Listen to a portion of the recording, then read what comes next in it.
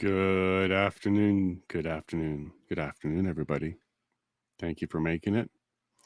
This is going to be a good episode. I know you're already here for Donald. You're not here for me. So I'm going to be super quick with my little intro here. Just to let you know a couple things, and then we're going to go straight into Donald. We need all the time we can get. It's a very busy day. He's got a new grandchild, so we're going to get to it right away. The quick heads up is tomorrow morning's replay is going to be, it's still going to be there. There'll be a replay at the same time as normal, but there'll be no chat before and after. So I found a way to automate the replay of Donald's episode, so you're going to get the entire thing again. So if you're listening to it in the morning, if you're looking at your watch and you're having coffee, you're looking at the replay. If you're not drinking coffee, or you are really late in the day, this is live. So thank you very much for coming, and tomorrow will just be an automated replay. Main reason is I got to get going to Winnipeg, and we're really out of time, and we got to get ourselves set up for tomorrow's interview with Corey Morgan from the Western Standard. So without further ado, I'm going to bring Donald on. We're going to get right into this right away because we both are in a bit of a time crunch, and there's a lot to get through. Hey, Azario, nice to see you, man. And yeah, let's go ahead and get into this. Hey, Donald, welcome to the stream. Hello, Jason. Can you hear me? I can hear you great, actually. Yes, I can. Fabulous. Well, cheers. I got my water right here. I had one. All right. I had one chatter ask if this was vodka. No, you don't know. I'd like something a little stronger in this tonight, but we can't. You're going to hear from my assistant. I think you will hear from him. He's 3 years old, and he refused to have his nap this afternoon. So I think we'll hear from him sooner or later. And I think just the feet. Yeah, and the 3-year-old and me, you're going to hear it too, because I did not nap either. That's it. But they're wonderful. Yeah. Usually we get to hand them back when they're stinky, but we have to keep them for a few days. It's wonderful. Absolutely. You got to give him a little bit longer than that. He's going to be around for a little bit. That's it. So here we are. We finally made it. The interest in that people have shown generally in this topic, which is the trans-industrial complex, is what I call it now. And of course, it's big everywhere in the news. It's a war. It's a battle. It's raging. Well, let me introduce you a little bit to everybody. Oh, okay. Before we jump into that, because we got a lot to talk about. First, let me thank you very much, Donald. Last week, you were scheduled for this day, and you allowed us to bump you for Maxime Bernier. So thank you so much for allowing us to do that and for participating in the panel. So you got to chat with Maxime as well and ask him a few questions. So I really appreciate you doing that. No, thank you for allowing that to happen. And once again, thank you for being here yesterday. So you like to show up on our Wednesday show, which is a coast-to-coast show, where we're talking to Canadians from every region of Canada, updating everybody about the provincial politics and what's going on the ground. And once again, you did a wonderful breakdown of some of the history of the law, Ontario, the politics there. And you also had a little story about a brothel, which was kind of neat. So for anybody who doesn't know, first-hand experience, I just want people to know it's a historical fact. Thank you. Well, we'll let them find out. They can go back and go check out the other episode, and they'll hear that story. It was fun. But today we're hearing a more serious topic. First, let's let everybody know who you are. And then, yes, like you said, we're going to get into the trans-industrial complex. It's a real thing. It's really important to pay attention to. So I appreciate you bringing this to us. But first, like you said, maybe you were a cop on the beat. You walked the street. Sure. Born in Hamilton, Ontario. Worked in my dad's garage from the time I was 10 years old. And then I earned my living in a rock band for a couple of years, but I had great equipment, lacked talent. And then I joined the police force when I was 21 years old, 1975. And, that's really interesting because at 21 years old, you think you know everything, you know nothing. You really know nothing. And they gave me the authority of a badge and a gun. And of the two, the badge was far more powerful. And that really touches on something we're going to talk about today, which is maturity and making decisions and such. Excellent. Yes. So I was with the Toronto Police for about 15 years. I did very well. I was promoted early and frequently.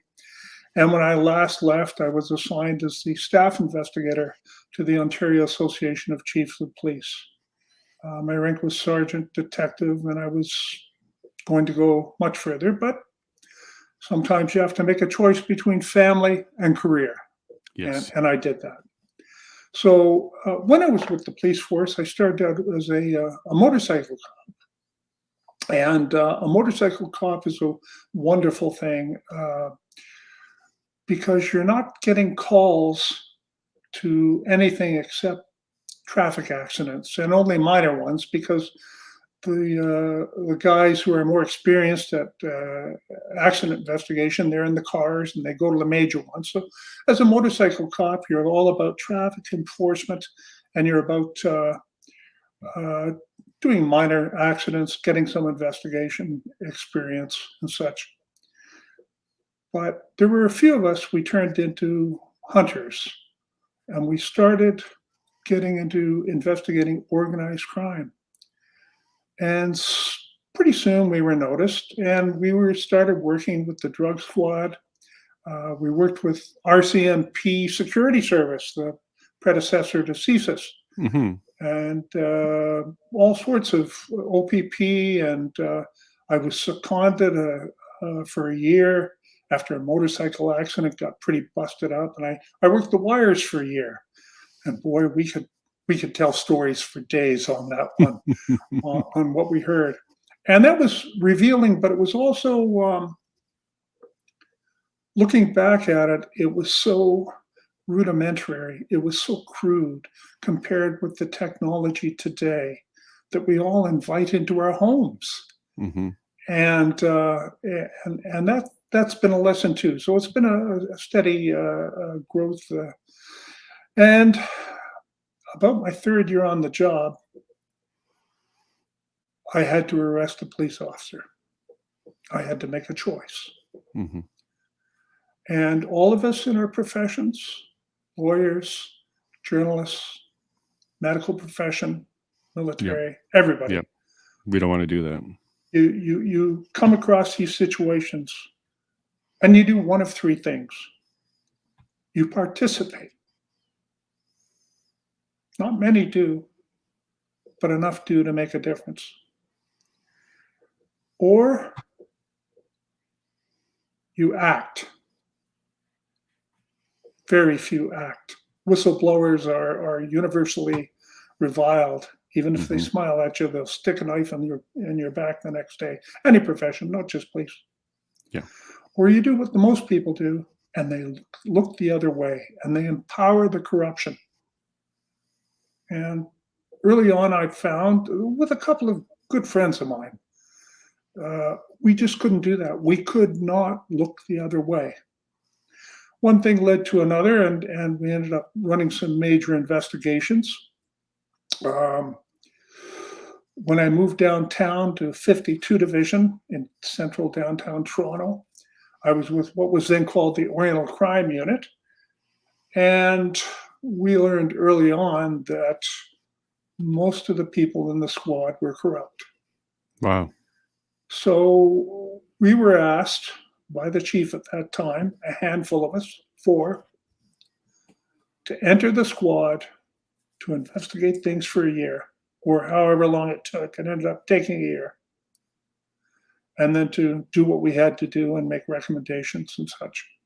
So we did that. That was tough.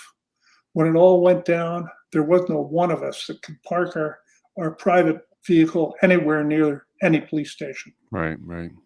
That's what they do to people who act.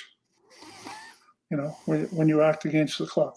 Once again, that's true in any profession, and haven't we seen it recently with the medical profession and those who dare to speak out against the COVID narrative and big pharma? So this is universal. Yeah. So that's been my life. After I was a police officer, I started a private investigation firm. Did that for many, many years. I had, I think at the largest time, I had some 20 investigators working for me. Later, I downsized that, and I ended up working for a very few law firms, small specialized law firms and clients. that took me all around the world for about 10 years, 15 years. There's hardly a country that I haven't been to working. Okay. And and then here I am now, a guy in his basement with his guitar collection that apparently on that Detective Bruce case that I've been looking at in Ottawa, Hmm. we're about to break 1.5 million views on social media and the website. Well And that's done. incredible for a guy in his basement. But it just shows you that things are changing. I read today that Bell is laying off 1,500 of their media employees and shutting down a dozen radio stations. Oh, wow. That's Well, moving. we know why. Mhm. Yeah. Yeah. So that's me. I don't know if you want to ask any questions about my background. That's who I am. Hmm.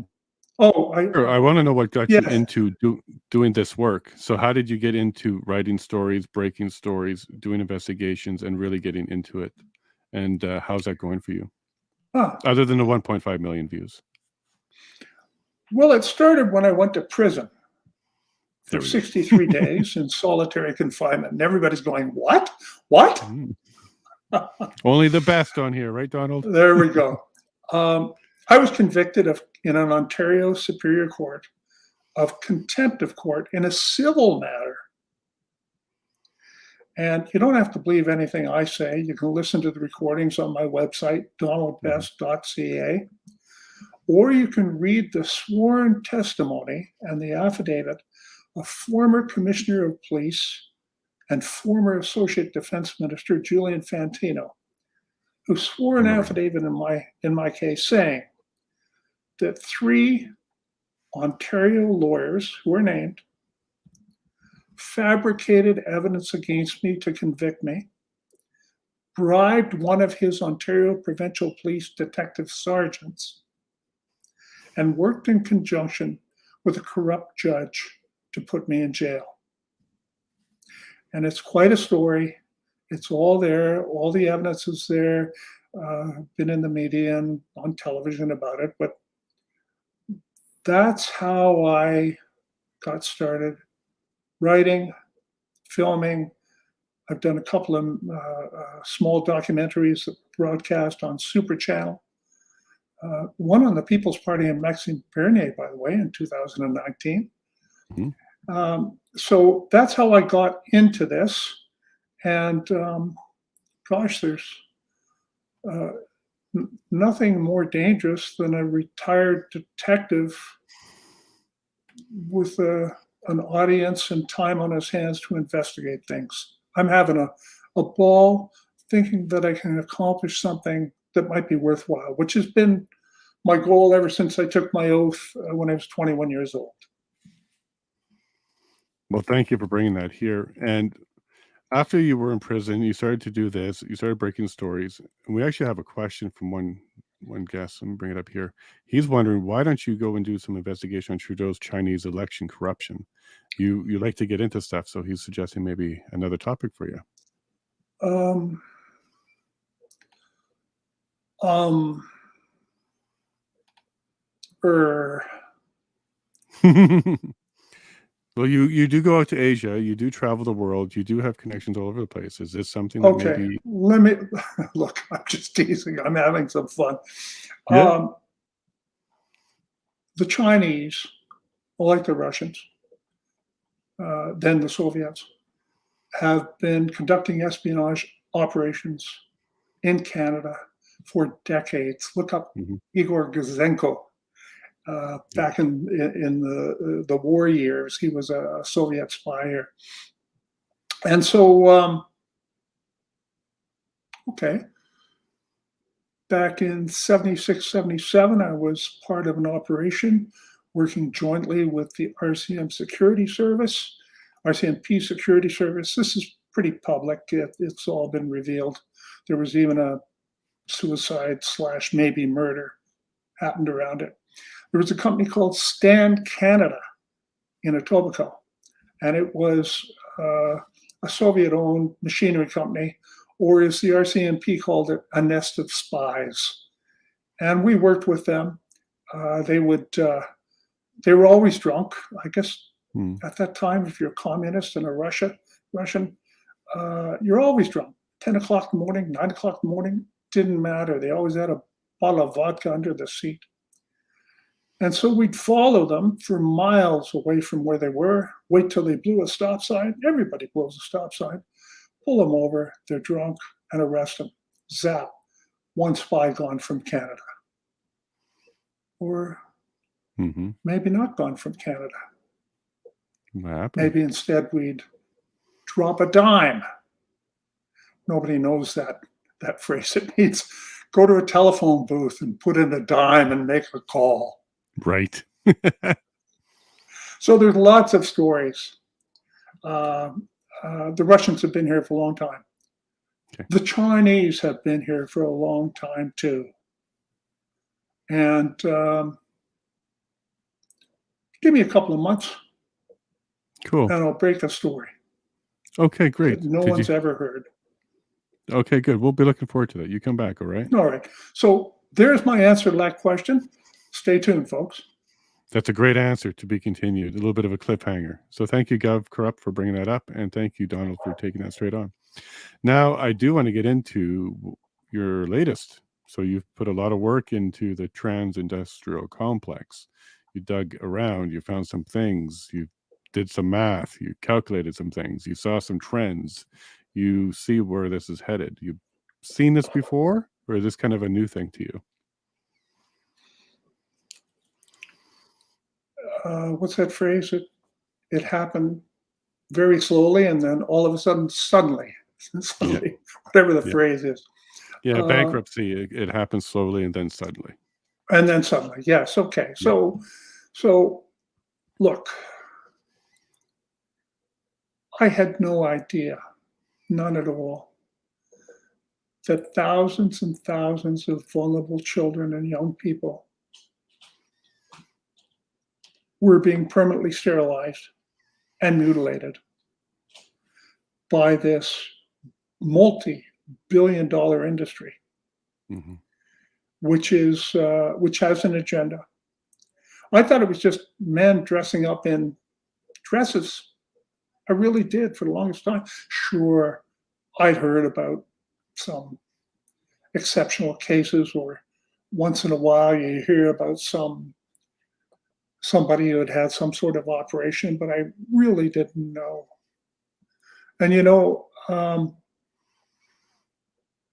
we're not going to put photographs up here tonight of the results of these horrific surgeries on children and young, vulnerable teenagers. We're not going to put these up tonight. And I'll have to think about putting it in a special section on my website. But you have no idea. Most of you have no idea at all. And neither did I. But when I learned, I was horrified, and I thought, this is something that we need to do something about. And so I used to also be a fraud detective. I had some certifications and such. And I started to follow the money. So I'm doing this series, and the series, I've decided to do it like this. I'm starting out with some of the stories of the victims, because only in this way can we truly know what's going on, to listen to the victims. Yes. And so I've published one article on my website, donaldbest.ca, and it really is the horrific story of a 14-year-old young boy who, by the time he was 18, succumbed to the trans ideology, trans industrial complex, and sterilized himself and mutilated himself. Or rather, the complex did it to him. And I'll get into telling that story. But first, I want to talk about my impression of what's really happening. First of all, it's a multi-billion-dollar industry. And anytime you have a multi-billion-dollar industry with that kind of money to be made, you're going to get publicity. You're going to get secretive campaigns. You're going to get ideology promoted in all sorts of ways, including through the governments, through the schools, through the unions, um, through the media, which is owned, of course, the same big pharma corporations that provide the drugs also spend millions and millions of dollars in advertising on the media. So don't expect the media to cover it the way we're Right. going to cover it tonight. Right. Right. Now, I want everybody to, first of all, let's always consider the language that we're going to use. Language, like everything else, can be co-opted, and the meanings change. The rainbow, God's promise to us all to not send another flood. Well, it doesn't mean that anymore. So there's a symbol that has been co-opted along with language or changed, and things change. Anybody remember a song called Chattanooga Choo Choo? I think so. Go on. Andrew's sister, I grew up with this stuff, big band stuff. Okay, first three words. Pardon me, boy. Boy? Right. Right. Pardon me, boy. Did they mean a little boy? No. They meant an adult Negro porter. Pardon me, boy. Is that train on time? Hey, can you give me a shine? Boy, can you give me a shine? And that was reflective of the times. And looking back at it, it's horrific. No, it's not horrific. It was, what's the word? Well, it's certainly not acceptable. But it was at that time in most of society. That's how people talked. And it was just so natural. I mean, it was the number one song. Mm-hmm. So now when you hear that song, it's pardon me, sir. And there's no more, can you give me a shine? Still a great song. But it was made, it was written by and composed by people of their day. Were they evil? No. No, they weren't. They were just part of the culture at that time, which was driven, as it is today, Mm-hmm. by media, by social contacts, by all sorts of influences. And at that time, popular music was a big influence in radio. So today, we have the result of something that just sprang to life in the last 10 years.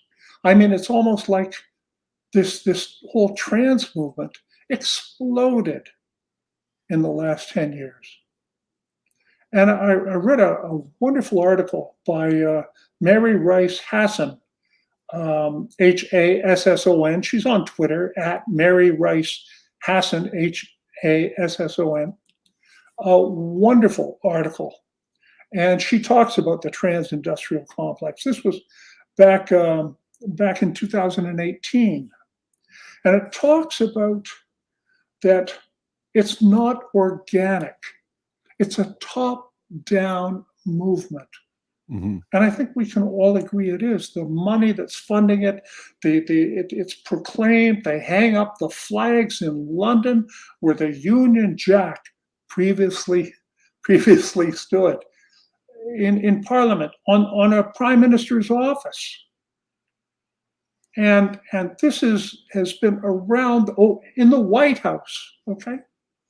And today, I just read on Fox News, someone has published internal memos where they're encouraging their people in Fox News to speak about glory holes and What? transitioning. And I know. It's hang on, I'll get it. For what purpose? Ah, for what purpose? Well, to promote the agenda, to change the culture. Now, you know, the family has been under attack for a long, long time. Is this Yes. part of that? Well, you know, as I say, Jameson, I need some new conspiracy theories because all of the ones I held are proven true. So, you know, no one devotes billions of dollars to a trans-industrial complex that explodes worldwide, and it's very, very profitable. But the flotsam it leaves behind, the destroyed lives, we don't hear about that. At least we haven't. There's Hmm. thousands of them out there, and we're going to get into that too. But first, I want to remember. I want everybody to remember. Do you remember being 13 years old? Hmm. Do you remember?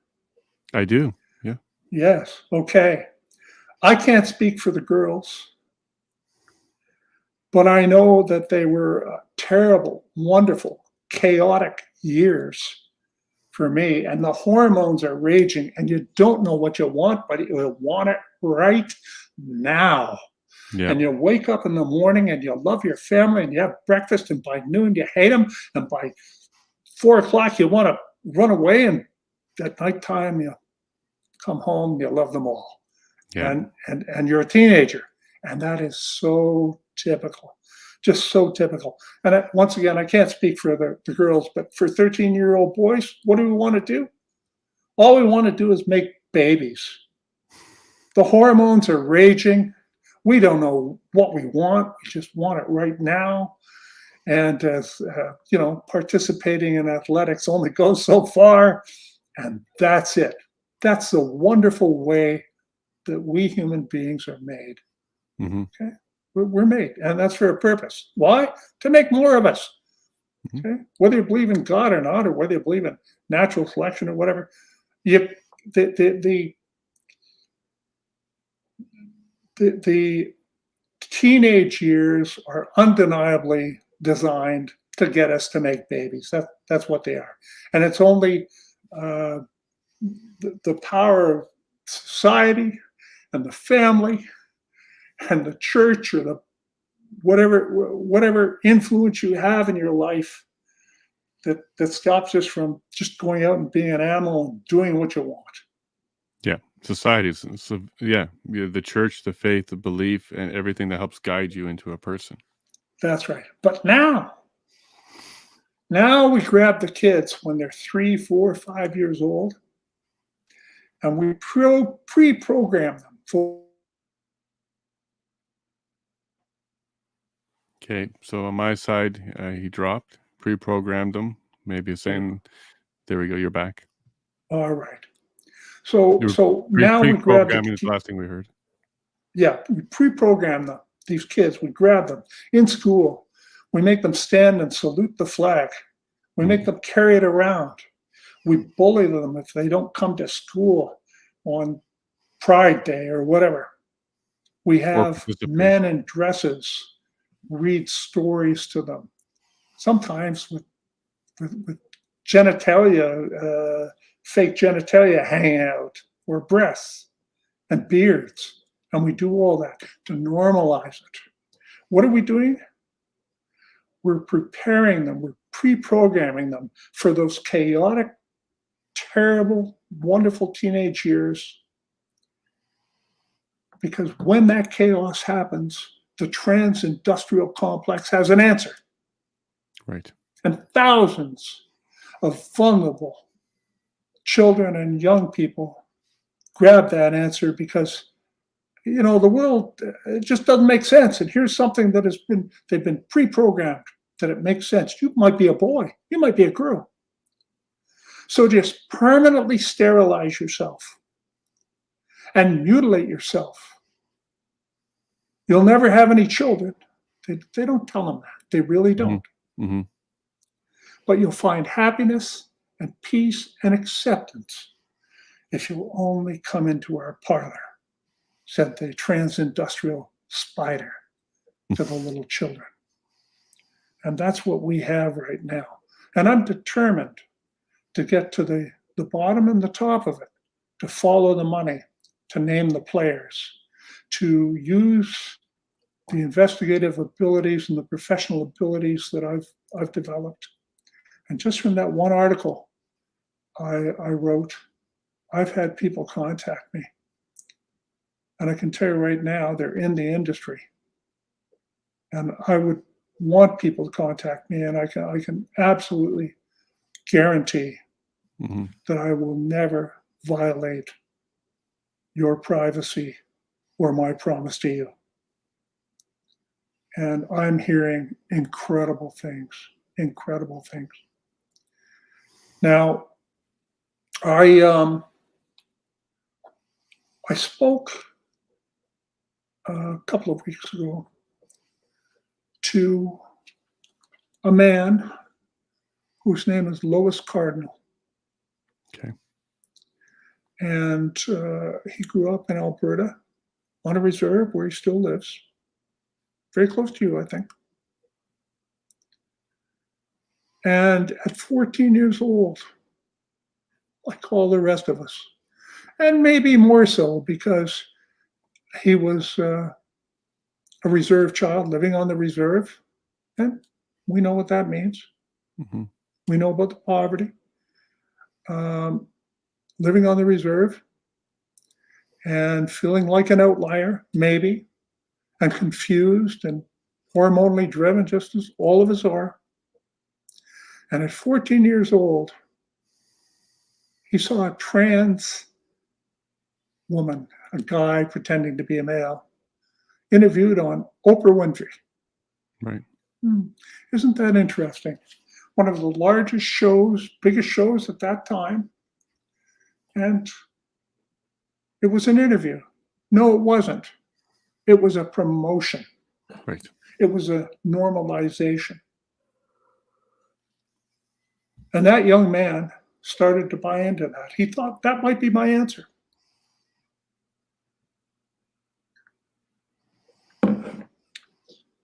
When he was 18, he bought into it fully.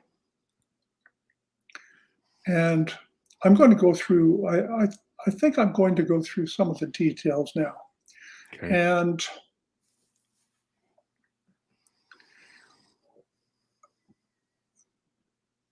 I'm pretty captivated, by the way. Normally, I'm a chatty guy and I got lots to say, but I want to hear you. well, it's quite a story, and Mhm. it's not my story. It's Lois's story.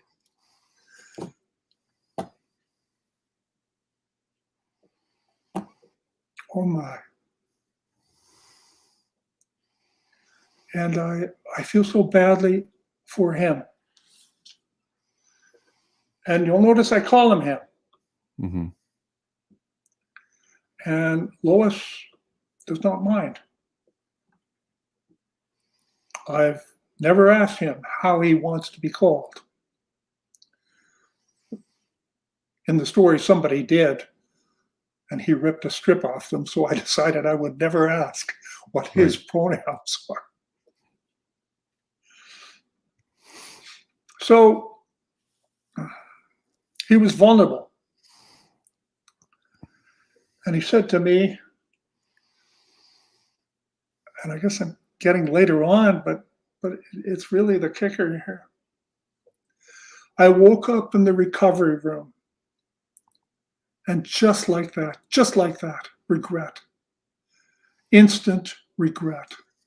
Oh my God, I shouldn't have done that. I should have listened to my intuition. Instead, I listened to others. And he calls himself now a sterilized Indian. Mm. And he regrets that he will never have children. He never even considered it. And I'm going to go through in great detail about how he came to decide or to allow his penis to be cut off and form a fake vagina. His testicles to be thrown away. Hmm. And he says that he now thinks of himself as part of the genocide of his people.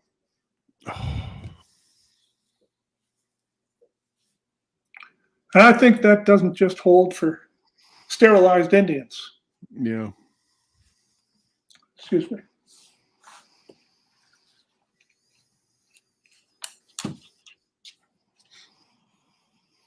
So this is why I'm starting with the victims.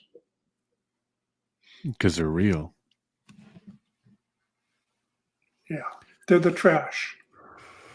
The trash that the industry discards after it's made its money.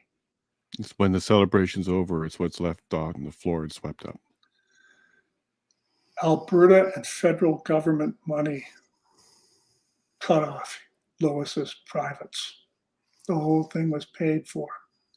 And by the way, there was a great announcement just a short time ago where our glorious, dear leader, Justin Trudeau, has declared that all public employees of Canada, and that's a lot of them, can have up to $75,000 to permanently sterilize themselves and mutilate their bodies. No, they don't call it that. They call it affirm their gender. Mm-hmm. Okay? Make no mistake. There might be a lot of agendas behind this, just like there was a lot of agendas behind the lockdowns and everything like that. But if you really want to see a big part of the story, you can follow the money. That's true for any group of organized criminals, and it's true of the trans industry.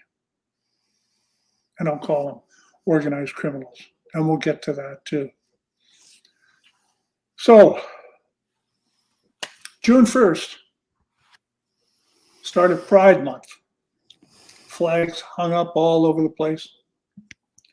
But on Saturday, June 3rd, Lois Cardinal, a self-described sterilized Indian, marked Pride Month by going to the Shoppers Drug Mart that supplies hormone treatments that he can never stop taking since his disastrous sex change operation in 2009. And he posted on Twitter a video of him cutting out the trans triangle from the pride flag and burning it. And he said, I reclaimed the flag. I burned the ideologies, the sterilization of children and vulnerable people, and I'm taking a stand. And for that, he was attacked. You can imagine. Of course. Yep, Of course. course. Okay.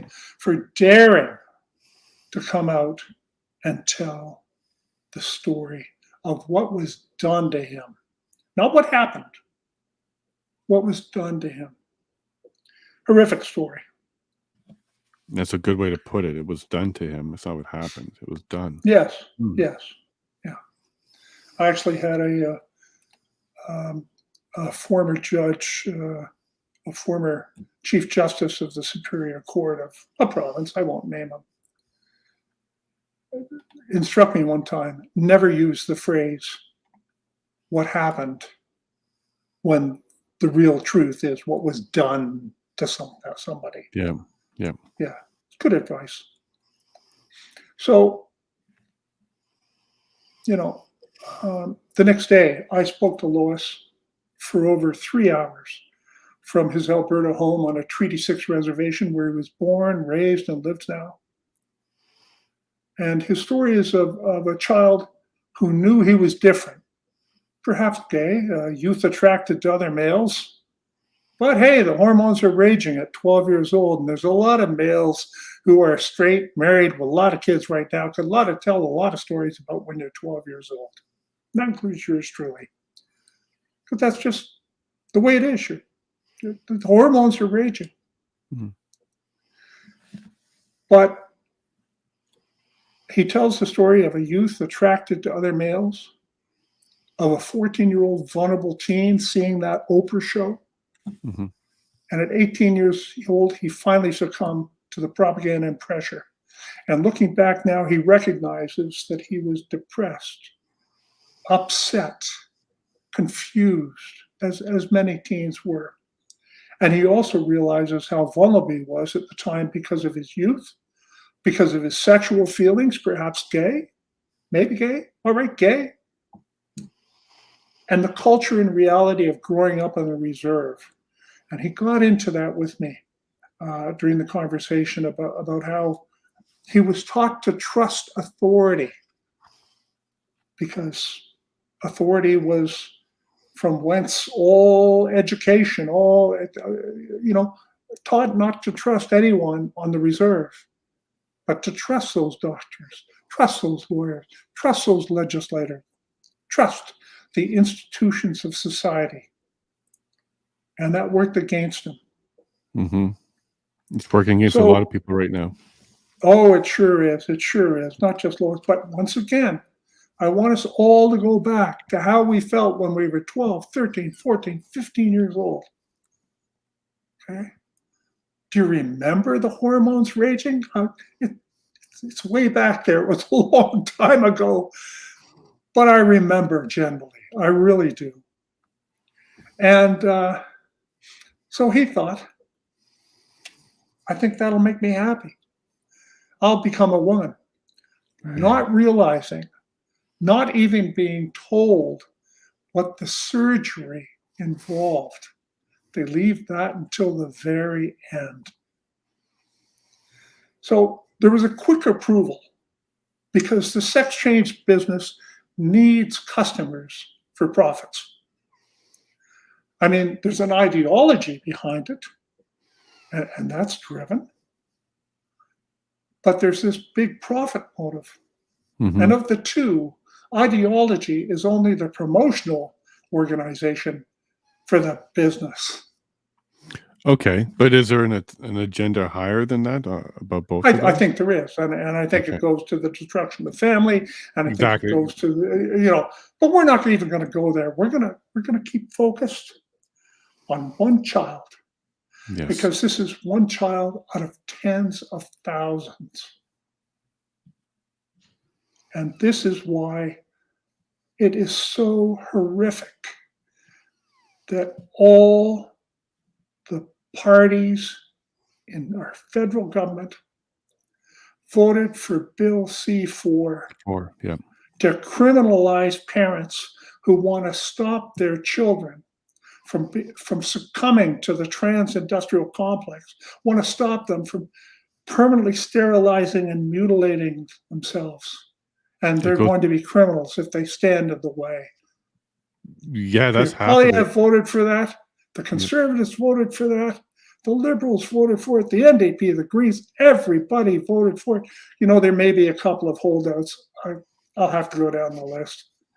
But everybody voted for it. And the wording of it, Donald, is to stop and also for after they finish to bring them back. So if in this case, it's also illegal to consult and provide advice to go back to heterosexual. That's right.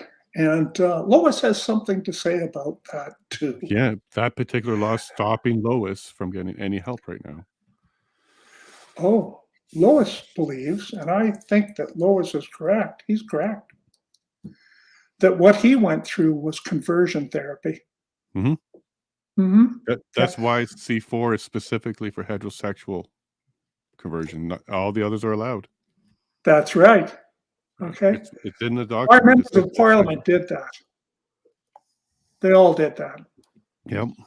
That evil thing. Like I would have been less upset with C4 if it worked always. Maybe, but it specifically made it one way. How about that? What a coincidence. So Lois went and had a very short 1 hour initial medical assessment in October 2007, where the doctor declared him to be feminine, an interview. and 1 hour. accepted him 1 hour and accepted him into the transitioning program, immediately prescribed testosterone blockers, and wrote in a report, Lois is depressed, but that will disappear once she is on estrogen. Now, taking a patient into the transitioning program after only a single 1 hour meeting was, according to Lois, very unusual and a violation of the normal program procedures. Acceptance in the program is supposed to happen only after a series of meetings and assessments over many months. Mm-hmm. And that never happened. After that 1 hour assessment and the prescription for testosterone blockers, Lois saw that doctor again 6 months later. That's it. And in November of 2008, Lois started estrogen prescribed by the doctors at the University of Alberta's Division of Endocrinology and Metabolism. Endocrinology. Pardon me. I'm still learning the terms of the industry. Yes. So what happened then? Well, Lois was pushed into irreversible surgery to ensure government funding. The transitioning program was supposed to take an initial 2 years of assessment, continual assessment, education about what this is all about, and lifestyle changes. And then another 2 to 4 years living as a transsexual before what is euphemistically referred to as bottom surgery, cutting off your penis and testicles and making a fake vagina if you're a guy. But the Alberta government funding for the program, which was also supplied by the federal government, was ending. Oh, don't worry, it's been reinstated. But it was ending at that time. So the trans industry approved Lois into irreversible surgery. And this was done even though one of his psychiatrists reported that he didn't meet the criteria. He did not pass assessment. But the money was waiting for the Montreal Hospital and the University of Alberta and the organization that is behind this. So the shortened timeline was 2 years sooner than he had initially been told to expect. And even at this point, he only had a general idea of what the surgery entailed. So the Alberta doctors provided him with a video. And he tried to watch it, but he couldn't watch more than a couple of minutes because he found it so upsetting. And he had been told, he'd been trained, listen to the authorities. And the doctors involved at University of Alberta and the other doctors that were involved told him, doubts are normal. It's okay. And nobody ever asked if he watched the video or questioned him about what he'd seen, if he really knew what the surgery was all about. And that sounds absolutely unbelievable to people like you and I, who are educated, not gullible, didn't grow up on the reserve, didn't grow up targeted by Oprah and the industry saluting the trans flag since we were 4 years old. But it's true, and it's a story I've heard time and time again from many of the other people that I've spoken with, and we'll get to that later. So he expressed doubts about going ahead with the surgery, and he was universally told that his doubts were normal, he'd get over them, and that it was now or never if he wanted this with government funding. And he knew that he had no way to pay for that expensive surgery. So he got on the airplane. Hmm. The availability of government funding ensured that his mutilation would proceed. And he told me that had that government funding Then no way. not been available, he would not have sterilized and mutilated himself. He would have rethought it. He may have been gay. He may have married. He just doesn't know, but he cut it off. He had it cut off. And this was So 18?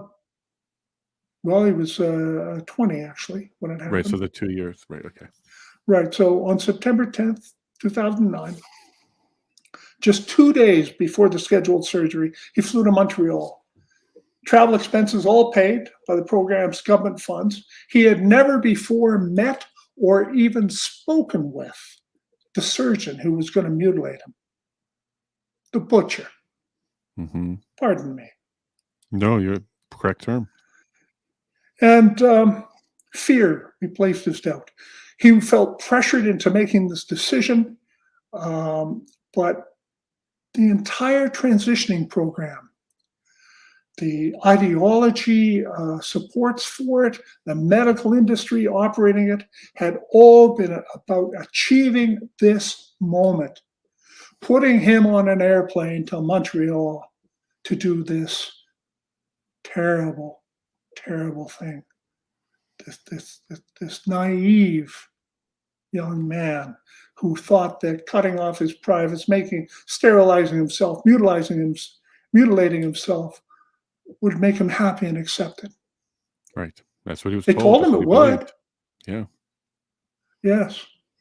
And when I they said, tell you, here's how you, he, sorry, go you go ahead. ahead. No, I was No, going to say, please. yeah, when they tell you, here's how you feel, and you're like, that's right, that is how I feel. And here's a solution to that feeling. You're like, okay, well, I believe that.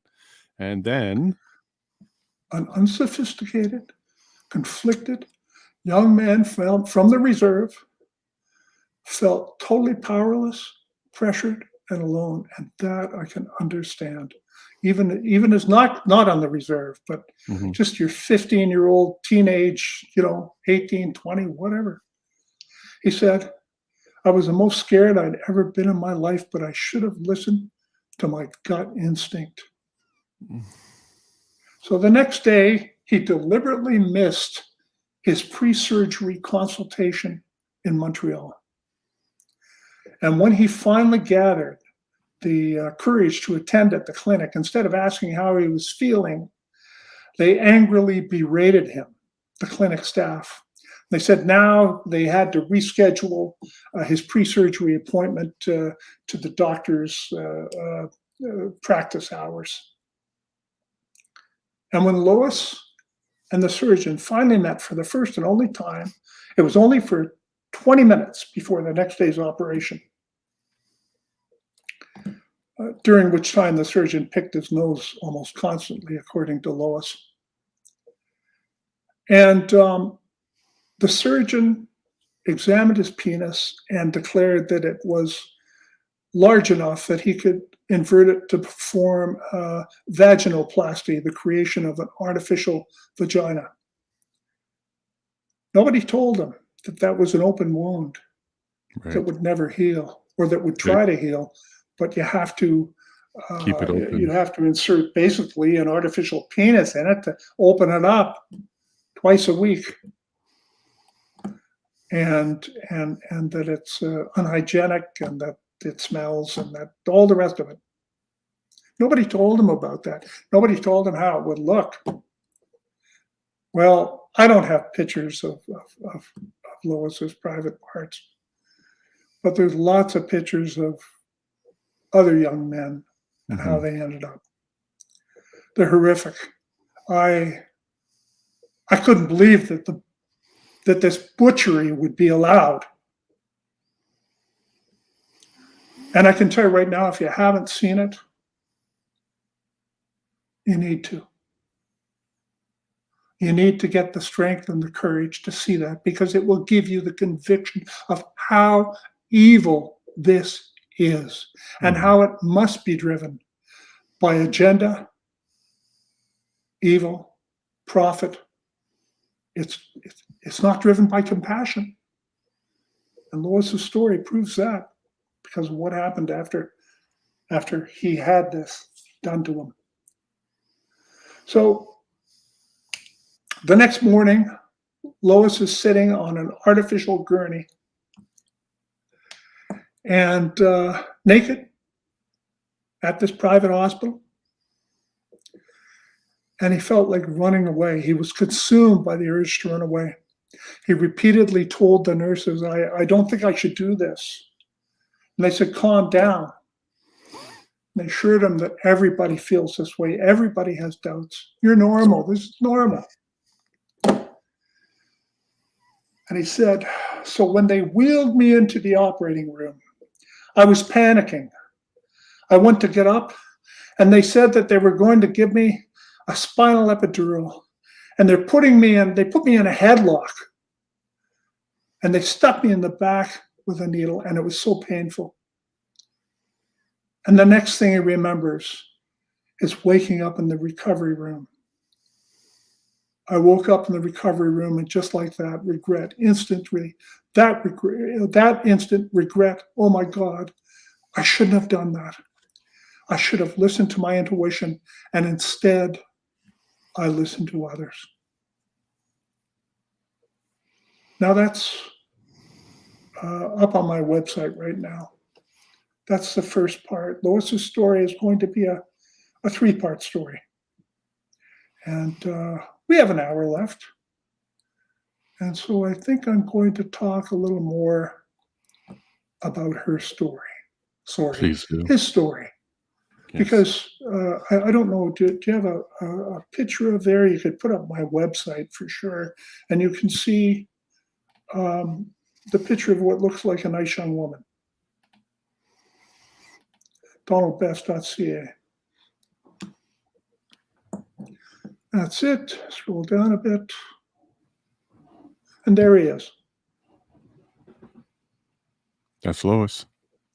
He says, I'm on a mission to save vulnerable children and young people from the predatory trans industry. That's what he told me.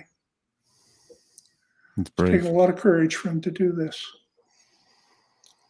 So I need 5 minutes. Basically, I have my duties upstairs for just 5 minutes. Please go, Donald. Right. I'll talk to the chat and we'll have a conversation. You come back when you're ready. I'll keep these on so I'll be able to hear you. Thank you. See you in a moment. Whoa. What do you guys think of that? Holy moly. I'm a chatty guy. I can really get into conversations, but that was deep. And we're getting some wind here. So that banging and shaking is just the wind here. Holy smokes. I'm devastated for Lois, but I'm optimistic of the next part. This first part was intense, but now I'm really looking forward to seeing how what happens next. Let me go to some of your comments here. Padge, I'm taking the comments in the stars for a second here. Gov Corrupt, we'll skip that one. We'll get to that later. So Peter is saying here, so in essence, you have given medical consent to your caregivers their ability to experiment upon your person in the guise of healing for profit. I think that's exactly what it's saying here, Peter. Quick with the funding, like how many of you have had an appointment at the healthcare center or whatever system you're in, whatever province, and they accelerate it by 2 years. They make it quicker. They get you a plane ride. They take care of it quickly for you. That should have been some sort of signs. That's not normal. Sorry, I'm a little bit surprised and a little bit of a shock of what's happened here. Lori Wally from Facebook. Thank you very much for being here, Lori. It's all about the healthcare professionals, hospitals and pharmaceutical companies making money. Yeah, in the States, a lot more for sure. Because we are a public. The money issue here in Canada is more about saving money because it's so expensive. It's more about that. But there's also there's an agenda. So money has no meaning for the agenda. So in the States, you see this a lot. In Canada, it does happen as well. Wow. Tammy, my heart has been with Lois since the beginning. I've shed quite a few tears for him. Absolutely. You're all seeing it too. So I really don't have to explain anything to you. Today, I am an audience member. I am captivated. I am listening, and I am heartbreaking. But I am optimistic because Lois looks like an incredibly strong person, has come forward, is telling the story, is providing all the details, remembers it. And so I have a lot of optimism that this is actually a story of courage. So we're going to find out. I haven't caught the entire program. How old was Lois when he had the surgery? 20. So I believe he said 14 is when the Oprah incident happened, made him think that maybe he could be. And as Donald said, depression is the biggest problem here, because depression, you don't necessarily know why depression's happening. And if someone's telling you, do you not feel like yourself? Well, that's a common feeling for depression. Do you feel like you need to change who you are? Not necessarily gender, but just to not be depressed. That's a common feeling for depressed people too. Would you like to be somebody different? Again, if you're depressed, that's a common feeling, not necessarily gender related, but it's just a feeling. And then when you're young, if you're being told that could be fixed by this, you might believe it. That's why people do pharmaceutical, because they believe it's going to help fix them. Ellen, I just can't wrap my brain around how this can be happening, but then they are willing to lock humanity down. Nothing is too crazy anymore. Yeah, like I'm not totally convinced that it's just straight for money. There's lots of money there, multi-billion dollars, but for me, I have a hard time believing it's just about money. There's has to be something else, because there's a lot of different ways to do money, make money, do that kind of stuff. There has to be something else. And that's why I'm pushing on the agenda side of things. A little bit higher up on the money motive is an agenda. And that's what that feels like to me. So I think Donald's going to get into a lot more. He's definitely investigating. He's a good storyteller, repeater. So he's not making a story, he's repeating a story. And I'm pretty surprised to hear it's Alberta. Okay. I am. Yeah. Lois may have been deemed two-spirit, an orientation I incidentally invented in a Canadian university for our native community, legitimized as a real thing. Is that where that comes from? Like, I know that was added. Is that where that comes from? Is that to touch base with Native and First Nations and Indigenous people, because they're far more spiritual? Is that where that comes from? This two-spirit thing? And one of my questions for Donald is, does Lois have religion and faith? Because we heard about the doctors, we heard about surgeons, we heard about all these other people involved, but not anybody with faith yet. And I wonder if that could be part of the problem too there, Peter. Peter, you tell us a little bit more about how spirit is important in the community, and how it's actually being used to transition and to convince people they are something they're not. Oh my. Alan says, I just can't wrap my brain around how this can be happening, but then they are willing to lock. Oh, sorry. See, that's how distracted I am. I didn't unstar that one. Thank you, Helen. Azario, money ties into it. I know it plays a role, because there's a motivator for the people in it, like in the machine. Money greases all those wheels. But why that machine exists is higher up. Money ties into it, Azario says, because the pharmaceutical companies make donations and contributions to schools, causes doctors align with and ID speculate in offshore bank accounts.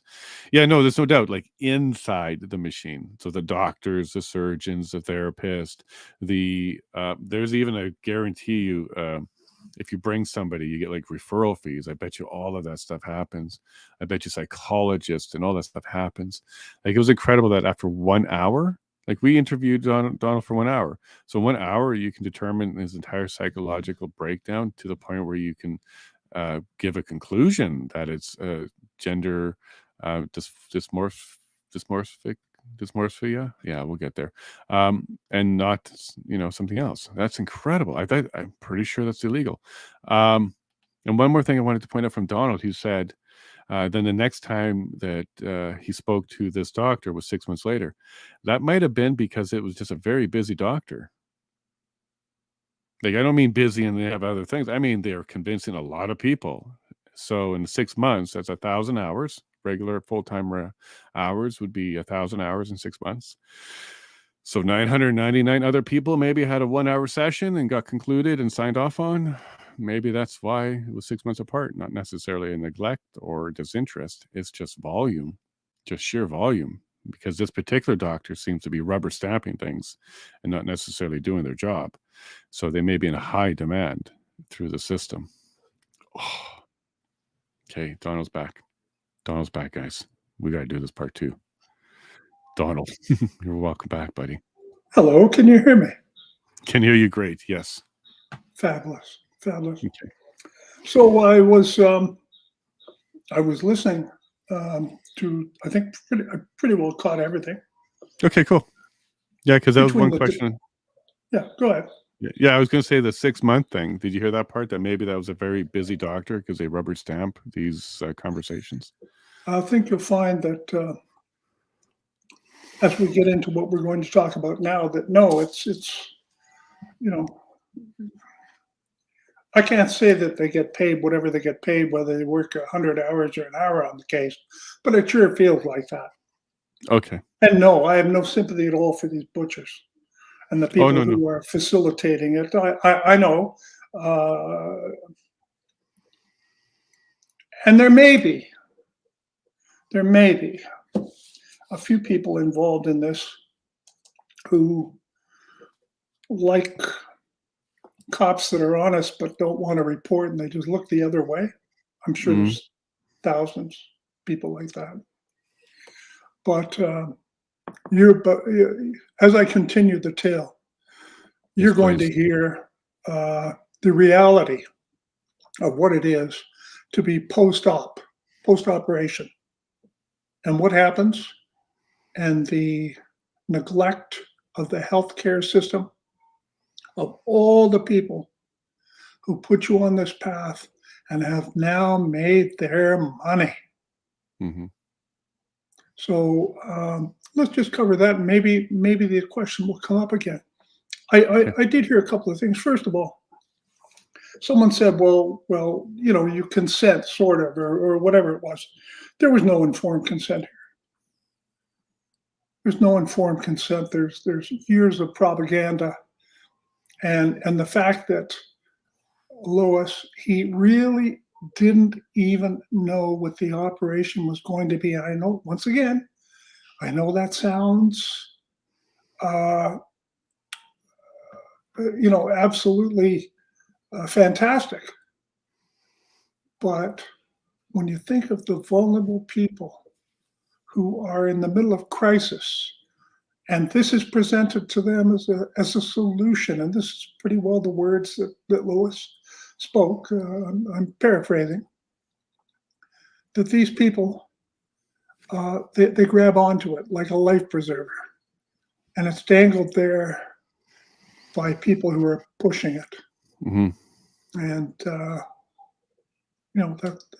that's what it is. Now, about the government funding, and we have a public hospital system here and everything like this.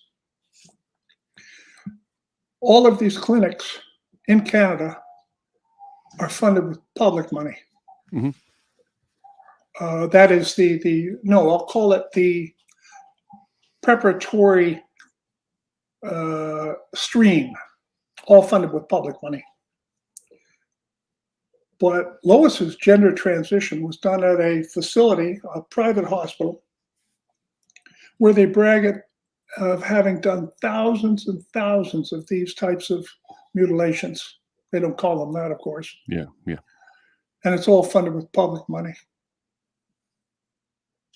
So this is very much public. And Trudeau has just declared $75,000 for federal how many employees. 100,000 federal employees do we have? Somebody, 120 last time I looked. Yeah, 120 last time. But I'll look again. Keep going. So I don't know. Does that include the RCMP? I don't think so. Are they federal employees? I think they are. Are they included? I don't know. I remember seeing a breakdown and they were broken out. Okay. Anyway, so once again, yes, ideology drives this. Oh, 320,000. Okay, Yeah. times 75,000 each. Hopefully, we're not all going to have it done, but you get my message. Yeah. It's big money. Okay. All right. Fair enough. So, and maybe there were a couple of other comments while I was away that you'd like me to address. Was there a few other things? I can't quite remember them. No, actually, I think we're good. There was a talk about two-spirit for the Native community and Oh, two-spirit being right, part. right. I wanted to reply to that. Yeah, okay. We know what the Nazis did with gay people. Right. And we know that in our history in North America, in Western society, that certain undesirables were sterilized.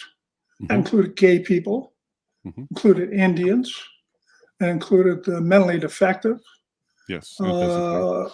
often without their knowledge or consent, sometimes without even their knowledge. What's a 13-year-old girl know? We're going to look at your teeth, unsophisticated. And then they sterilized her because she was giving birth to a baby and they didn't want to do it again. Mhm. So I mean, these things happen all the time. Pastor Adam shared his story where that almost happened to his wife. They almost finished that procedure on her. Yes. And so Lois talks about that this is the sterilization of gay people so they won't reproduce. Maybe a person's gay. Maybe a person's attracted to the same sex. But instead of just saying that's enough or that's okay, or maybe we can, talk about that and pray about that, and maybe you'll make a different lifestyle choice. Maybe it's not. Mhm. Maybe it's just, who knows? I mean, we're all human beings, and there's all sorts of agendas. But this agenda is aimed at people who could be gay or could be expressing gayness at whatever stage of their life. And the propaganda and the solution is to permanently sterilize themselves and mutilate their bodies. And nobody wants to go out with these people. I'm sorry. Look, I'm sorry. I don't care how pretty she is. If she's not a she, I'm not going out with you. What are these people told that will happen after they become a woman? Lois says she's a transsexual. She states quite clearly she's not a woman. She'll never be a woman.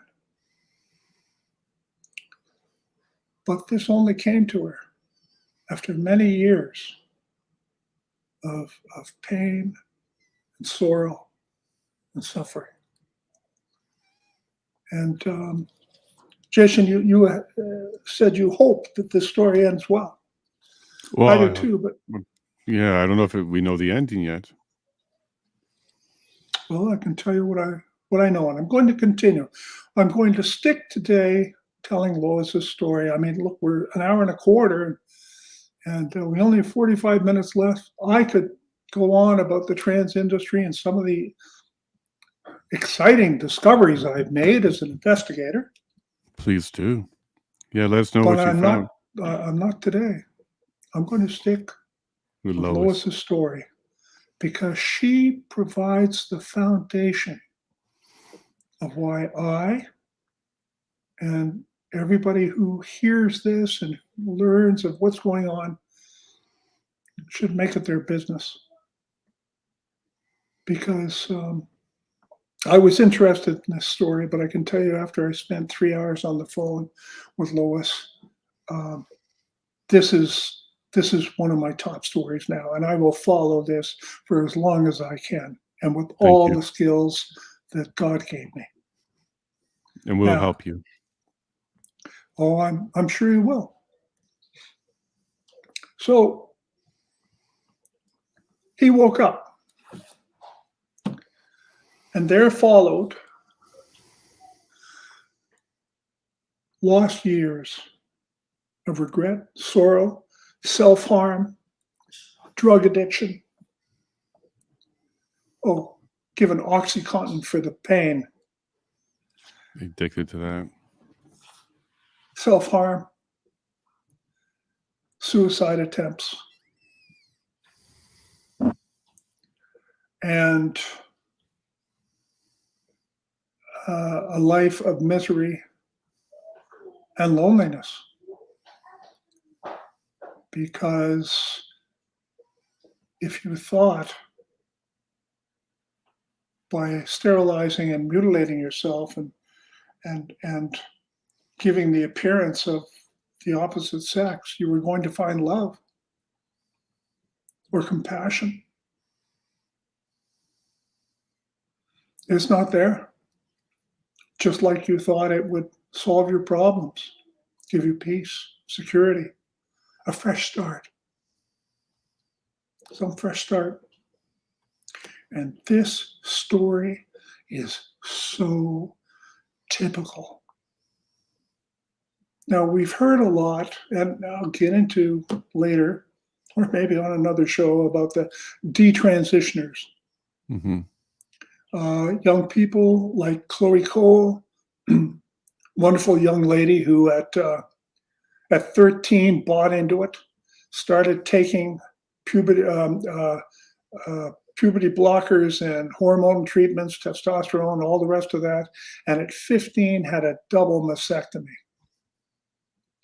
1 year later, she woke up, changed her mind, decided that it was all propaganda and pushing and those terrible chaotic teenage years. But she had probably sterilized herself, has a voice like a man's, has no breasts, even if she's able to bear a child, and she doesn't know. Mm-hmm.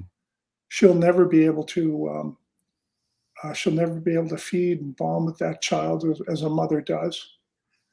And she says quite openly that she's sexually dysfunctional. And that's a big part of it. I forgot to mention it. Right. It doesn't necessarily work, and the feelings are different, and things are broken and cut off. Oh, it isn't that the feelings are different. You never have a climax. Mm-hmm. Children who start on hormone blockers, most of them will be sterilized and will never experience a climax, will never be able to. If they're a male, they will have a micro penis forever. These are physical realities, medical realities. I guarantee 90% of the audience has never heard of them. Mm-hmm. I hadn't until quite recently. And this is terrible. So, okay, these detransitioners, I'll get back to my point. There's many of them coming out now, and God bless them. But there are more like Lois, who will never detransition. There's no going back. There's no going back for Lois. And so she's not a detransitioner. She's just a victim.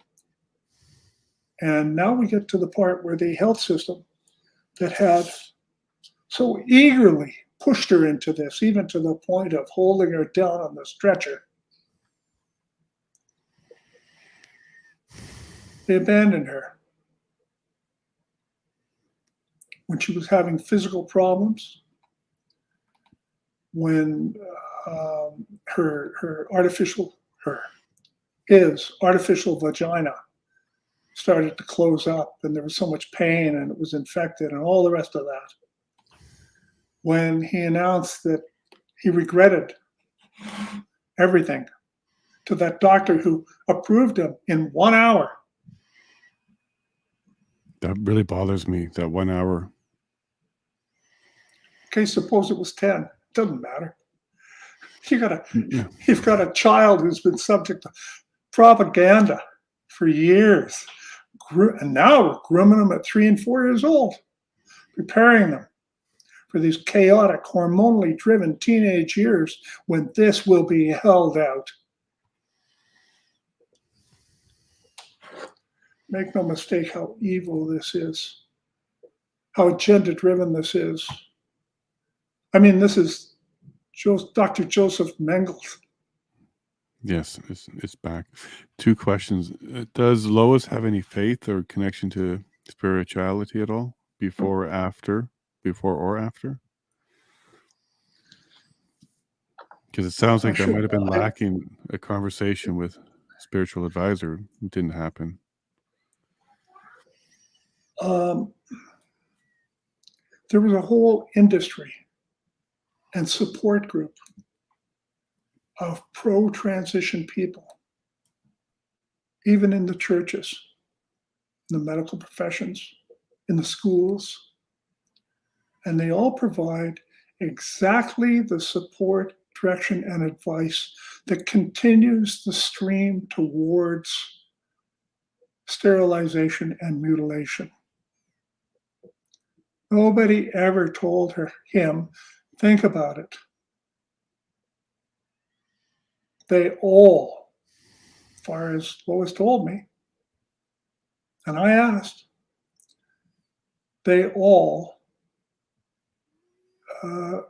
continued her on that stream and encouraged her and told her doubts were perfectly normal.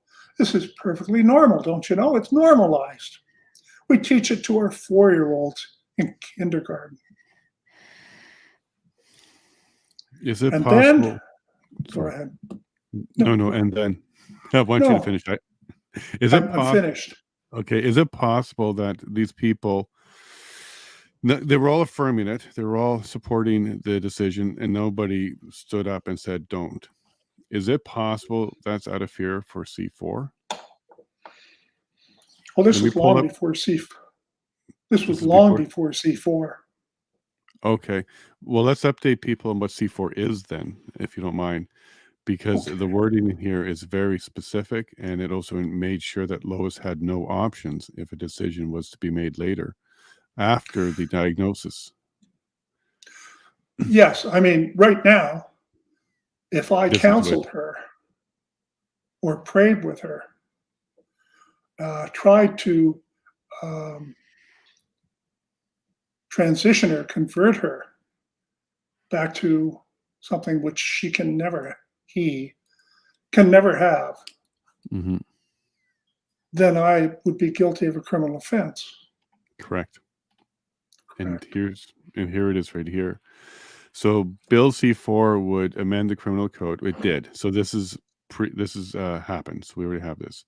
So Bill C4 did amend the criminal code to prohibit certain activities that relate to conversion therapy, which is defined as a practice, treatment, or service designed to change a person's sexual orientation to heterosexual, change a person's gender identity to cisgender, change a person's gender expression so that it conforms to the sex assigned to the person at birth, repress or reduce non-heterosexual attraction or sexual behavior, repress a person's non-cisgender identity, or repress or reduce a person's gender expression that does not conform to the sex assigned to the person at birth. This definition also provides... Sorry a second. Sorry, Donna, I just muted you quickly there. This definition also provides for greater certainty that conversion therapy does not include a practice, treatment, or service that relates to the exploration or development of an integrated personal identity, such as a practice, treatment, or service that relates to a person's gender transition, and that is not based on an assumption that particular sexual orientation, gender identity, or gender expression is to be preferred over another, except for cisgender and heterosexual. So that's very explicit. Yeah, very explicit that if no matter what, everything under conversion therapy is defined as anything that leads you to assigned at birth is a term they use there, assigned. It's not assigned. You are either male or female. That's not a sign. That's science. So if you anything other than what was assigned at birth, you can't assist with. And as soon as they identify as is what the wording is. So it's not after a surgery. It's not after assessments. It's not after a conclusion by doctor. It's as soon as the person identifies as that, you cannot try and convert them back. So could this be, at least today, and through your research and stuff, maybe not with Lois, but at least today, is this going to stand in the way of people like churches and other people that are concerned for the people to stand up and say, look, maybe you want to reconsider this? You betcha. And if it isn't profit, it'll make darn sure that the people who are involved in this industry, who are having regrets, those in the stream that feeds them into the surgery, and the surgical nurses and the staff and everything like that, if they have any regrets, if they have any doubts about a patient, they're going to say, don't you worry, honey.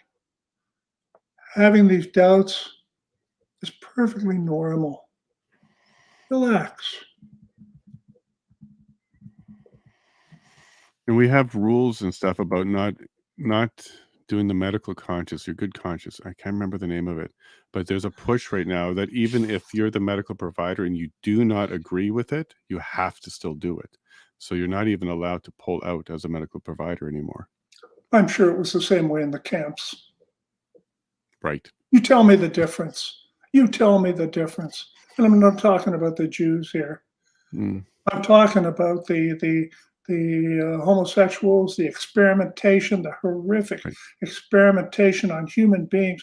You tell me the difference, because I can't see it. Now, does that make me, as Justin Trudeau said today or yesterday, parents who, I should pull it up. I haven't got it right. Well, maybe I do. Let me see. Yeah, yeah, the alt-right. Yeah, that we're right. We're right wing extremists. The parents who want to stop their children from being introduced to this ideology. Right. So if you even say, I don't want my kid to go to a school that has it, boom. Right now they're saying you are right-wing extremist, and they're a step or two away of saying that's a type of neglect on your child. They're headed in that direction.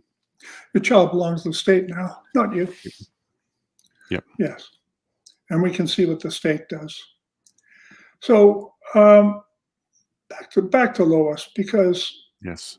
she told me of years continuing to this day of no medical care, inadequate medical care, an industry that ignores her, the suffering of the people that she knows who are transsexual, Mm-hmm. who are post-op. And so for years, she was lost. She admits it, lost, drug addict, all sorts of, just a poor lost soul. And the third part of her story is, I would call it redemptive. Because a few years ago, Lois put her sorrow, her grief, and her anger into action, and is lobbying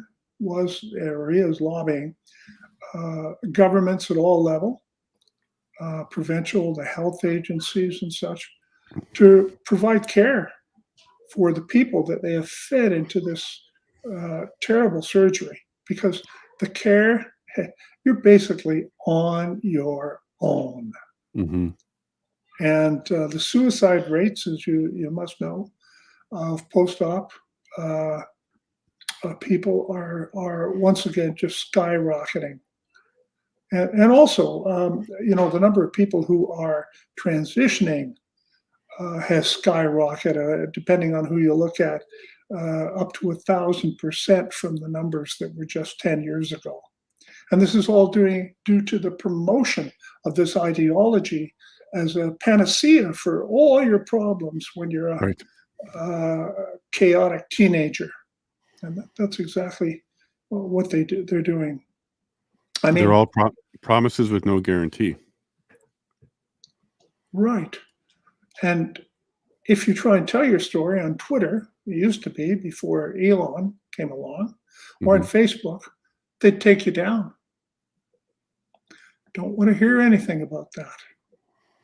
How dare you put a page up on Facebook telling about your your tragedy? And this has happened. We know how Twitter colluded with the U.S. government and Canadian Hmm. governments in political matters, and also in the lockdown and COVID and all and the vaccines and all the rest of that. It's the same with the trans-industrial complex. There's billions and billions at stake here, and big pharma are a huge part of that. Right. And you look at all the agendas. I think, and we have to get into this, Jason. It's a multi-layered agenda. That's what I want to understand. Is the Money agenda always drives it, but it's a multi-layered agenda. right? Is the agenda money, just money, or is it sterilization? Is it something else? Is it fear and control? I believe it's the separation of people in society into their little tribes, their little groups. Divide and Uh, conquer. sure, divide and conquer. It's about money because money funds it.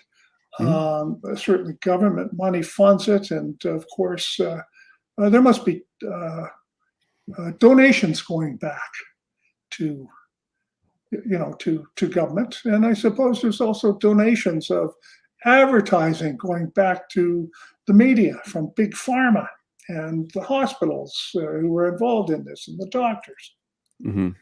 and the whole push to normalize it, starting with Oprah. And I don't think it started with her, but that was such a huge show in 2014. And Yeah, she for normalized it. right, for our friend Lois, it normalized, it inspired, it offered hope. What a terrible thing for that child to be pushed towards a certainty of getting on that airplane 6 years from then, and that's exactly what happened. So pain, pain, pain, horrific health problems, mental health problems. This is so common with post-operative transsexuals, going both ways, Mhm. and the suicide rates and everything like that. And the medical industry just couldn't care less. No special programming, no programs, no ongoing care. Right That's what I was now, gonna off the ask. top, yeah, right off the top of my head, um, I I can't remember, so I don't want to. I don't want to. But it was very, very long periods of time, even over a year, that the industry, health industry, ignored Lois in the middle of all this pain and such.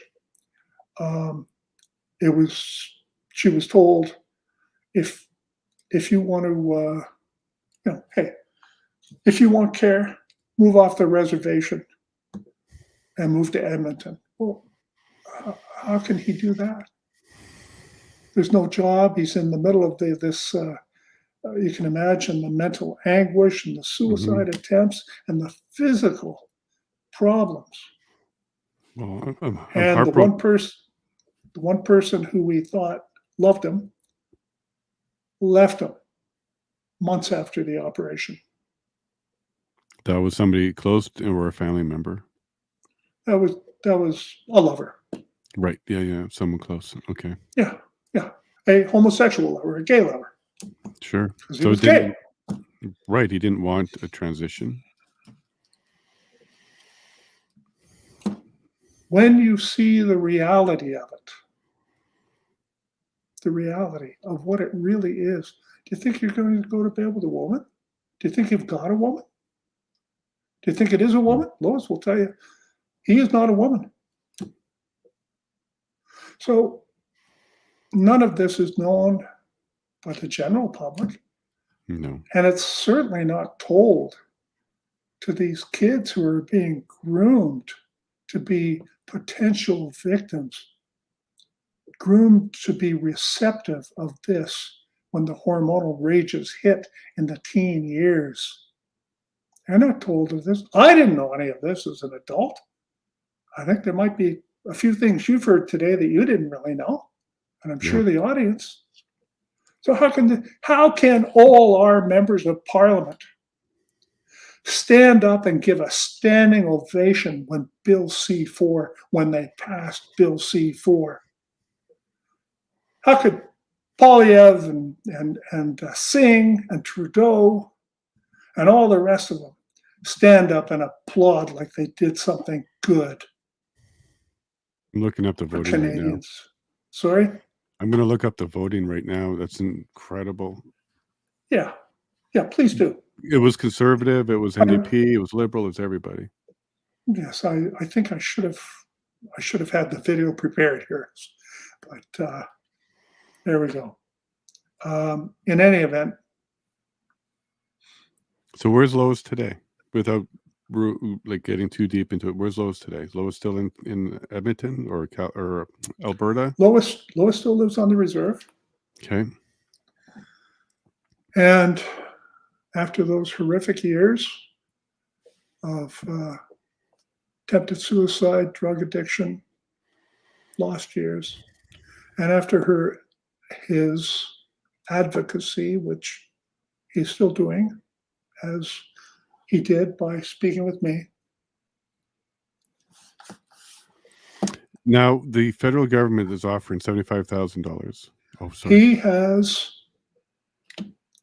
applied for medical assistance in dying Oh, shit. and is in the approval process.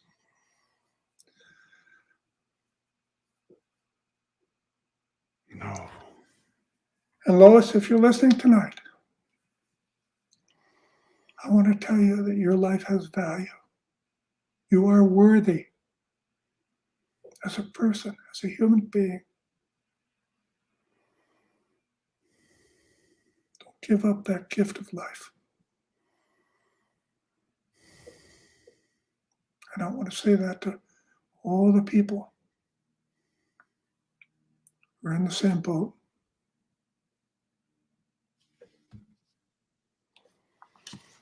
Lois, we love you.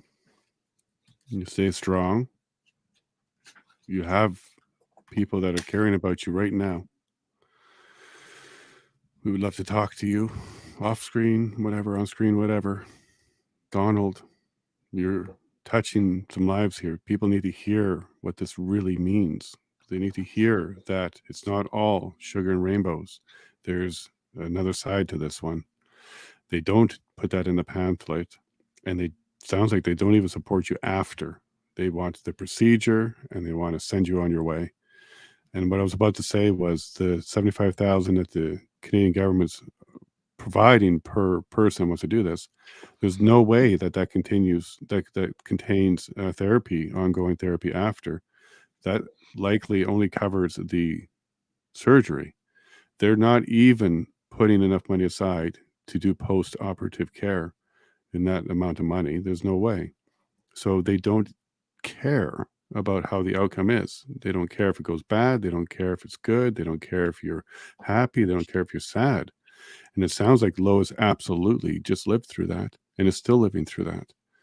Right now, Lois is currently on the approval process for maids. He has not yet been approved. When I spoke to him,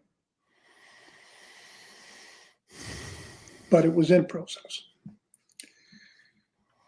So you're still in contact with Lois, and he is working through all this right now? Is he in therapy? Is he talking to some faith? Is he talking to more people?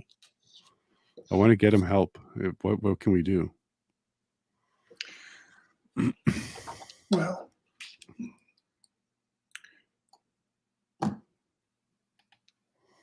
I think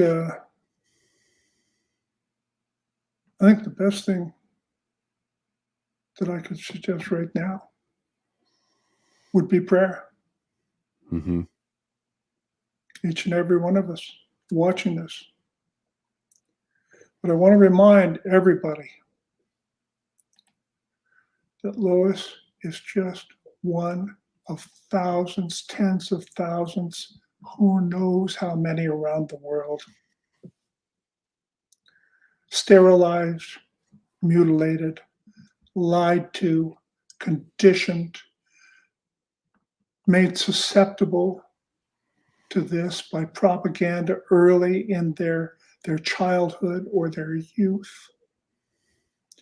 to make them a target, a profitable target. Damn. So what do we do now, Donald? We're talking about it. We're getting the voice out. Can people contact you if this is your story too? If you know somebody you love, can they contact Donald? People have been contacting me, and I hope they will. You can find. Let me just grab my email on the website here.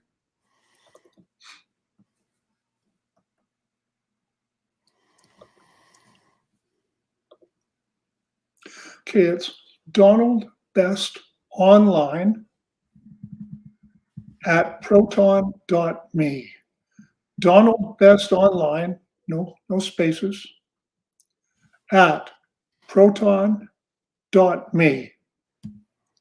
Or go to donaldbest.ca, my website, and you'll find it in the contact information. And I threw it into the chat, and there it is. Was that spelled correct? Donald Let Best me have a look. Online at proton.me. Donald Best Online at proton.me. Yes, that's it. All right.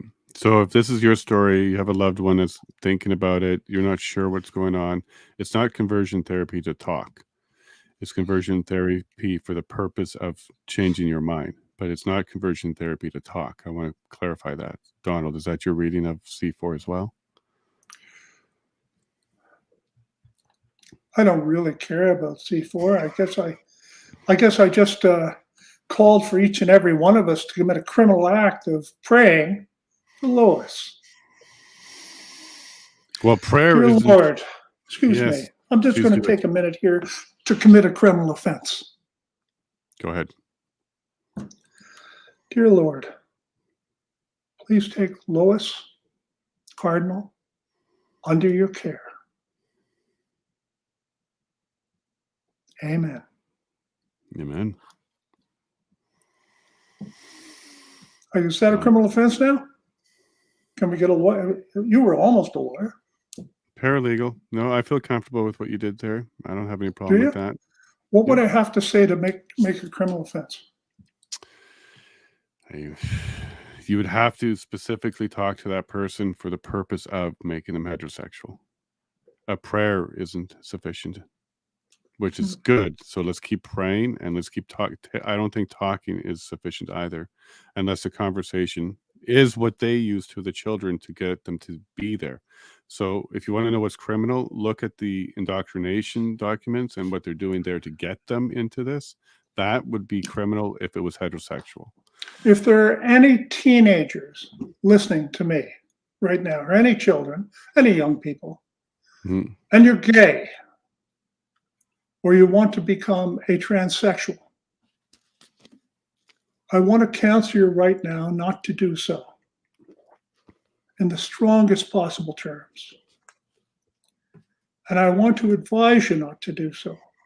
I want you to research the horrific impact of sterilization and mutilation on your life. And I counsel you and I advise you, and I want to prevent you from converting to this. And I want to convert you back to being a heterosexual, because many of the people who go through what you're going through Unfortunately, they come out the other end, sterilized and mutilated, only to realize they were lied to. So I'm counseling you, even contrary to the criminal code, to not do this.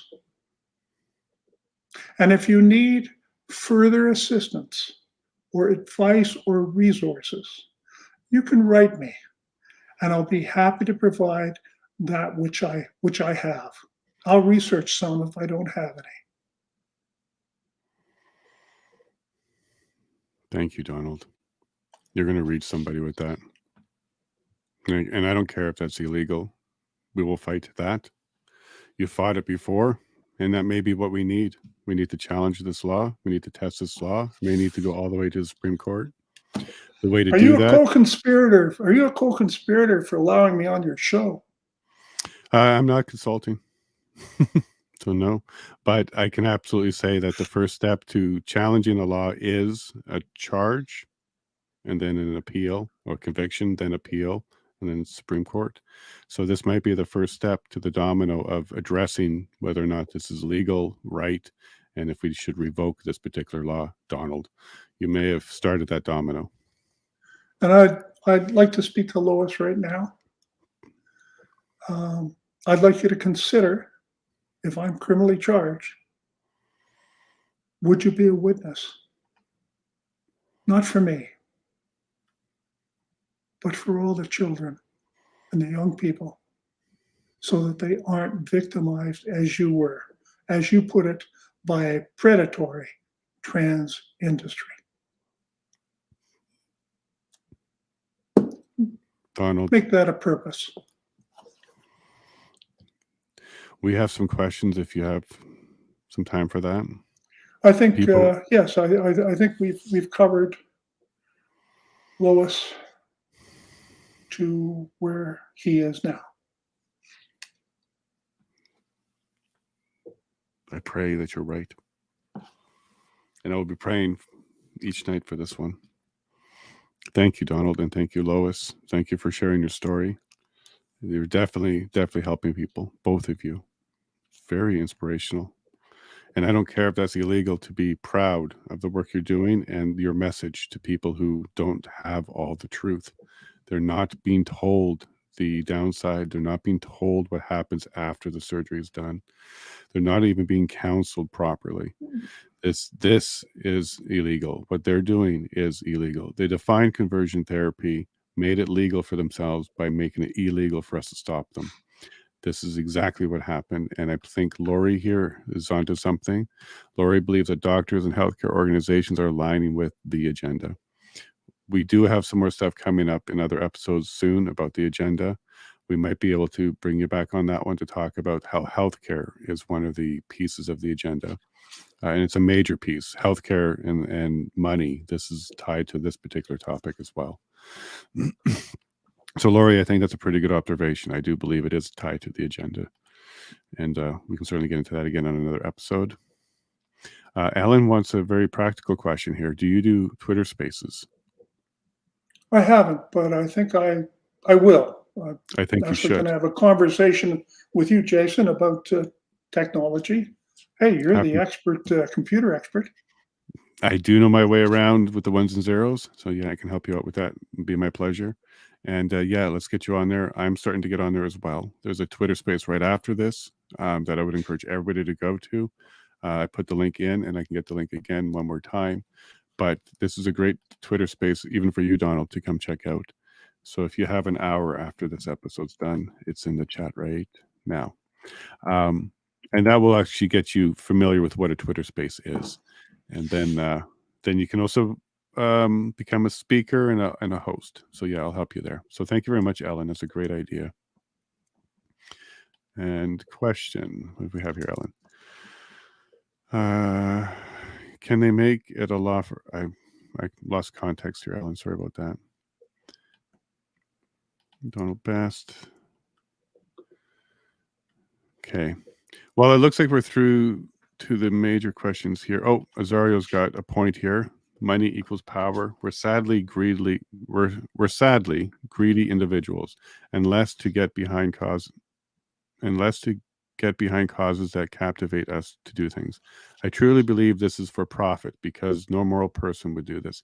So that was something I kind of mentioned when you were gone for your little break there. Because I was suggesting that profit can be a part of it for sure. It's what makes the wheels move. It's the grease in the machine. But I don't think that's the top agenda item. I don't think that's a top purpose. I think it might be closer to an attack on the reproductive society. The families are reproductive. This particular agenda makes you non-reproductive. So I think it's not 100%, but it's definitely an agenda towards uh, the deglorification of reproduction. They're trying to make it seem like you don't need to have babies. You shouldn't have babies. They're a drag on your life. You should abort them. You should change your sex. You shouldn't have a family. Single life is great. They're even talking how the happiest people on earth are women in their 40s that are single without children. But what they don't tell you is the unhappiest people on earth are women in their 50s single without children. So they're not even explaining the full detail there. And Padge here, Ellen's question was relating to C4, which is used for adults, not just children. C4 is for anybody. I don't know if there's an age requirement in there, Ellen. I didn't see anything about that. If I missed it, I apologize. But I believe it actually came into effect because of children, because there were adults sending their children to camps to straighten you out, in their opinion. And that's where this law kind of came from, because they were saying these conversion therapy sessions that were happening is why they put that law in place. So I believe it includes anybody, the children and adults. Spaces also do replays. Great. Yeah, they do. Yeah. So once the spaces are done, it's available for replay. Donald, do you want to kind of have the last 5 minutes here? I know you spoke directly to Lois, and then you also spoke directly to other people that are considering this. Let's now speak to maybe the parents who really should be stepping up and taking an active role in this as well, and do maybe what you just did, stand up to a barbaric law that makes no sense and does not actually help the mental health of our children. So now let's speak a bit to these parents who have to go through some of this and deal with this. Well, I have great optimism right now because the parents don't need me to tell them. They do need a little more knowledge about what this is really all about. And so many groups and people are standing up and revealing the reality of just what this is. This is grooming the children to be prepared to be victims by the trans industrial complex during those chaotic, hormonally driven teen years. That's exactly where all this leads. And they're standing up. They had a march, I believe it was in Ottawa this afternoon, another one. A bunch of school walked out, and this is happening all over. And Bud Light sales are down 60%, and this is a combination of things. Frankly, as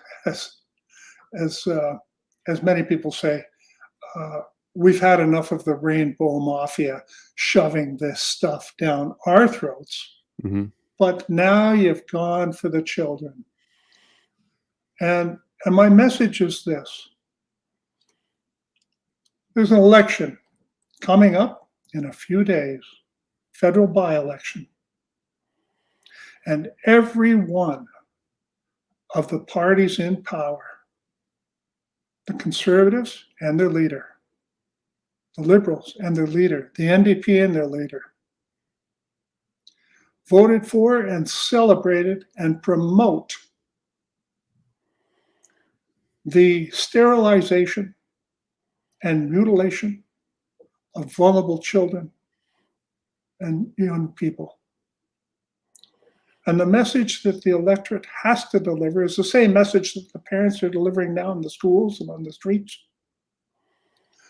Leave those children alone. Yes, say it louder. Leave them alone.